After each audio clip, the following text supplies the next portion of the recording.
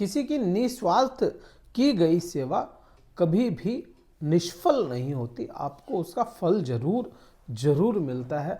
आप निस्वार्थ सेवा करके तो देखें, सेवा होनी चाहिए, दान करते हैं निस्वार्थ होना चाहिए, उसका दिखावा नहीं होना चाहिए। अगर ये करते हैं तो उसका फल आपको जरूर मिलेगा।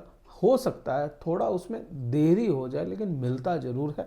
नमस्कार मित्रों, मैं भानु प्रकाश शर्मा, एस्ट्रो भानु शर्मा चैनल में आपका हार्दिक अभिनंदन करता हूं। बात आज धनु राशि की करने वाले हैं। धनु राशि, मैंने ये सेवा की बात क्यों की, ये आगे मैं बताऊंगा क्यों सेवा की मैंने आपको यह बात की है। लेकिन आज मैं बात जो कर रहा हूँ वह शुक्र ग्रह की करने वाला हूँ। शुक्र ग्रह अपनी उच्चतम अवस्था में है और वो अवस्था आपके लिए, देखिए सबसे पहली बात, शुक्र ग्रह आपके लिए मित्र ग्रह नहीं है। अब मित्र ग्रह जब भी अपनी उच्चतम अवस्था में जाता है तो परिणाम अच्छे देता है, लेकिन शत्रु ग्रह जो होता है, जैसे शुक्र ग्रह शत्रु ग्रह हो जाता है धनु राशि के लिए, अगर शत्रु ग्रह उच्चतम अवस्था में जाएगा तो वह परिणाम बुरे कर सकता है, बिल्कुल कर सकता है, चांसेस पूरे हैं। लेकिन कई बार पेच ऐसे फंस जाते हैं, शत्रु हो करके भी मित्र वाले कार्य करने पड़ते हैं, मजबूरियां ऐसी उलझ जाती है और उन्हीं मजबूरियों में शुक्र ग्रह उलझा पड़ा है। अब इसी शुक्र को राहु का साथ भी मिल रहा है, लेकिन जब खुद गुरु उलझा हुआ है तो केवल शिष्य भी क्या ही बिगाड़ लेगा। तो ये भी परिणाम आपको देखने को मिलेंगे। परिणाम क्या आ रहे हैं वो अगर देखें, शुक्र ग्रह उच्चतम अवस्था में चतुर्थ भाव में है, सुख भाव में, और भौतिक सुखों का कारक कौन ग्रह है? वह शुक्र ग्रह। ऐश्वर्य का कारक ग्रह कौन? शुक्र ग्रह। आपके गाड़ी, मकान, प्रॉपर्टी, ये जो भी चीजें होते हैं, ऑर्नामेंट्स होते हैं, ये भौतिक सुखों को बढ़ाते हैं आपके, और इनको दर्शाता कौन? शुक्र ग्रह है। लग्जरी आपके जीवन की शुक्र ग्रह है। माता चंद्रमा है, लेकिन स्त्री तत्व है वह भी तो शुक्र है। कहीं ना कहीं शुक्र चतुर्थ भाव में अच्छे परिणाम देता जरूर है, लेकिन आपका शत्रु है, वह उच्चतम अवस्था में। अब पेच क्या फंसा, अगर वो देखें तो शुक्र ग्रह जिस राशि में उच्च का हुआ है उसका राशि स्वामी खुद शुक्र की राशि में विराजमान है। मतलब बृहस्पति की राशि मीन राशि बनती है, मीन राशि का स्वामी बृहस्पति है, धनु राशि का स्वामी बृहस्पति है। शुक्र किसका है? वृषभ राशि का स्वामी है, तुला राशि का स्वामी है। तो कहीं ना कहीं दोनों ने राशियां परिवर्तन कर लिया। अगर शुक्र ग्रह बुरे परिणाम देता है तो कहीं ना कहीं बृहस्पति उसके हाउस को बुरा कर सकता है। इसलिए कहा जाता है राजयोगों में भी सबसे सर्वोत्तम योग अगर कोई माना गया है वह राशि परिवर्तन योग है। जो युतियों में बनते हैं राजयोग, या जो युतियों में योग बनते हैं, उनसे भी श्रेष्ठतर अगर कोई योग है तो वह राशि परिवर्तन योग या नक्षत्र परिवर्तन योग माना जाता है। तो यह जो राशि परिवर्तन योग है, इसकी वजह से आपके भौतिक सुखों में वृद्धियां, यह वाहन, मकान, प्रॉपर्टी या कहें ऑर्नामेंट्स में खर्च करवाना, उनका सुख दिलाना, या वो सुख जहां पे पैसा खर्च हो रहा है, ऐसे सुखों में वृद्धियों के योग यह शुक्र ग्रह आपको बना करके बैठा है। अब क्योंकि राहु जैसा ग्रह भी इसके साथ में है, चालबाजियां हैं यहाँ पे, तो आपको थोड़ा सा अवेयर रहना पड़ेगा। किसी प्रकार का इन्वेस्टमेंट करते हैं वाहन, मकान, प्रॉपर्टी या ऑर्नामेंट्स में या अपने भौतिक सुखों में, तो थोड़ा सा सोच समझ के जरूर करें, क्योंकि राहु वहां पे परिणाम बुरे कर सकता है, लेकिन शुक्र ऐसे बुरे परिणाम आपको देगा नहीं। इसलिए अपने को यही है कि थोड़ा सोच समझ के परिणाम अपने को लाएगा यह। अब यहां से अगर मैं बात करूं, ये राजयोग जो बन रहा है इसके और क्या परिणाम आएंगे, क्योंकि शुक्र की केवल एक दृष्टि होती है, लेकिन राहु के पास में 3 दृष्टियां हैं और राहु के साथ में शुक्र ग्रह है।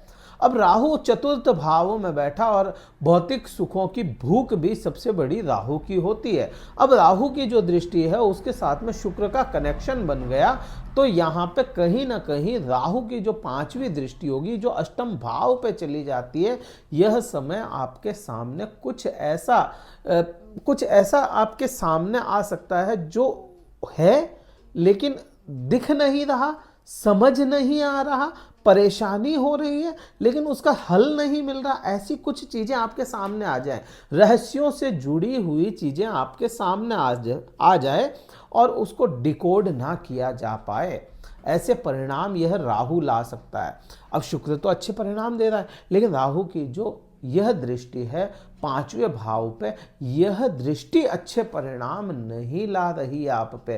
तो ऐसे समय में कहीं ना कहीं आपका 8वां भाव एक्टिव हो रहा है, उसको संभाल करके रखना पड़ेगा, अपने आप को संभाल करके, अपने बिहेवियर को संभाल करके रखना पड़ेगा, अदरवाइज आपको प्रॉब्लम्स आ सकती है। एंजाइटी और डिप्रेशन जैसी स्थितियां धनु राशि वाले जातकों को इस समय में आ सकती है। अब कब तक रहेगा ये समय, कब तक रहेगा, अगर मैं बात करूं, ये समय आपको लंबा समय रहना है।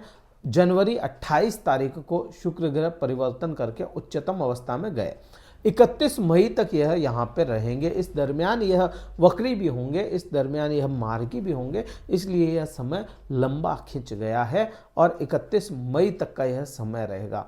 8वें भाव के लिए मैं अगर बात करूं तो 8वें भाव के लिए अगर ठीक करना हो तो जो शादीशुदा लोग हैं वह अपने ससुराल पक्ष से संबंध अच्छे कर ले तो 8वां भाव सुधर जाए, या अपने धर्म पे अडिग रहें तो आपका 8वां भाव एक्टिव रहता है, एक्टिव होते हुए भी अच्छे परिणाम दे सकता है, क्योंकि एक्टिव तो राहु ने इसको कर दिया है। अब यहां से ही मैं बात करूं किन के लिए यह 8वां जो भाव है ना वो भी अच्छे परिणाम दे सकता है। जो लोग रिसर्च से जुड़े हुए हैं उनके लिए तो परिणाम अच्छे ही आने हैं, क्योंकि राहु जैसा चालबाज ग्रह अगर यहाँ पे देख रहा है तो उसको परिणाम अच्छे देने ही पड़ेंगे। चालाकियां रिसर्च से जुड़ जाएंगी और आपके रिसर्च में आपको कहीं ना कहीं बेनिफिट मिलते हुए नजर आएंगे। रिसर्च से जुड़े हुए जो भी कार्य होते हैं, जैसे डॉक्टर्स हो गए, इंजीनियर हो गए, इनके रिसर्च से जुड़े हुए कार्य हैं, तो जो भी रिसर्च करते रहते हैं ना, बार बार रिसर्च करना पड़ता है किसी चीज़ के लिए, जैसे हम लोग भी हैं तो हमें कुंडली देखने के लिए रिसर्च करना पड़ता है, एक कुंडली को देखना पड़ता है, तो वो रिसर्च से जुड़ा हुआ कार्य है। ऐसा कोई भी कार्य जो रिसर्च से जुड़ा उनके लिए यह परिणाम अच्छे देता हुआ नजर आएगा। अब यहाँ से मैं बात करूँ राहु शनि, राहु शुक्र और बृहस्पति की मिली जुली दृष्टियां आपके कर्म क्षेत्र पे जा रही है, जहां पे केतु अकेला विराजमान था इतने समय तक। केतु आपने देखा धनु राशि वाले जातकों के करियर में बहुत बड़ा चेंजेस नहीं देखने को मिला या कहें कि केतु होने की वजह से आपका मन उठ रहा था अपने कर्म के प्रति, तो शुक्र जैसा ग्रह देखेगा, बृहस्पति वहां पे पहले से दृष्टि जमाए बैठे हैं और राहु जैसा चालबाज ग्रह भी अगर देख रहा है तो करियर में कहीं ना कहीं बड़े चेंजेस देखने को मिलेंगे, अच्छे या बुरे वो आपके चार्ट के अकॉर्डिंग, लेकिन चेंजेस यहाँ पे बहुत बड़े बड़े देखने को आपको मिलेंगे करियर के प्रति। अब यहाँ से ही दृष्टियों की बात करें, राहु की शुक्र के साथ में मिला हुआ है, इस वजह से राहु की दृष्टियां इंपॉर्टेंट है अभी। अब राहु की जो दृष्टि होगी 9वीं दृष्टि आप देखेंगे, 9वां एस्पेक्ट जो है वह आपके 12वें भाव पे जा रहा है और वहीं पे बृहस्पति जैसा ग्रह है। 12वां भाव क्या है? 12वां भाव आपके लिए इल्जामात का भाव माना गया है, लंबी दूरी की यात्राओं का भाव, विदेश का भाव या विदेश में बसने के लिए भी देखा जाता है। पति पत्नी के आंतरिक संबंध, बेड प्लेजर्स को भी यहाँ से देखा जाता है, सेक्स लाइफ को भी यहाँ से देखा जाता है। अब राहु जैसा मलेच्छ ग्रह शुक्र के साथ में जो ऐश्वर्य का कारक है, अगर मिल जाए तो विदेशों से कांटेक्ट आपके करवाता है और बृहस्पति की भी दृष्टि वहां पे ही 7वीं चली जाती है, तो कहीं ना कहीं आपको इन चीजों में वृद्धियां देखने को मिलेगी। पति पत्नी के सुखों में वृद्धि यहाँ पे देखने को मिलेगी। यहाँ पे विदेशों से कांटेक्ट होने के भी योग यह शुक्र ग्रह, बृहस्पति और राहु ग्रह बना रहे हैं। जो लोग विदेश जाना चाहते हैं उनके भी यहाँ पे योग अच्छे बनते हुए नजर आते हैं, या विशेष हो जाएगा विदेश में यात्राएं करना। अब विदेश का मतलब ये ना ही समझें कि विदेश बिल्कुल अमेरिका तक ही जाएगा या कनाडा तक ही जाएगा, ऑस्ट्रेलिया तक, ये विदेश हैं, लेकिन आप ये समझें कि एस्ट्रोलॉजी बहुत पुराने जमाने से चली आ रही है और अगर 300, 400, 500 किलोमीटर भी दूरी है तो वो भी विदेश की श्रेणी में ही आ जाता है। तो यात्राएं इतनी दूरी की भी होती है तो भी यह हाउस एक्टिव होता है। तो यहाँ पे ये परिणाम आपको देखने को मिलेंगे। विशेष क्या है? बृहस्पति बहुत विशेष रहेगा इस समय में।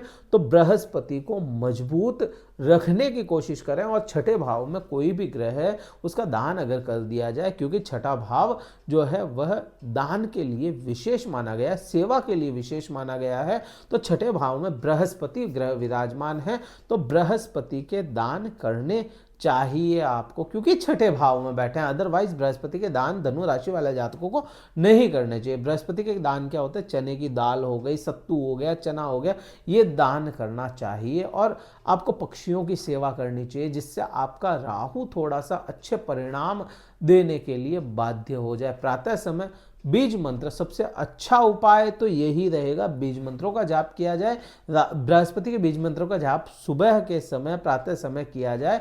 ओम ग्राम ग्रीम ग्रोम स गुरुवे नमः। तो उसकी फ्रिक्वेंसी से भी आप में पॉजिटिव एनर्जी का प्रवाह होता हुआ नजर आएगा आपको। ये परिणाम मैंने आपको बताया। अगर ये वीडियो कहीं अच्छा लगा हो, लाइक कीजिएगा, शेयर कीजिएगा, सब्सक्राइब जरूर कीजिएगा और हमसे जुड़े रहिए। बहुत जल्द हम और भी कई सारे वीडियोस आपके सामने लाते रहेंगे टाइम टू टाइम।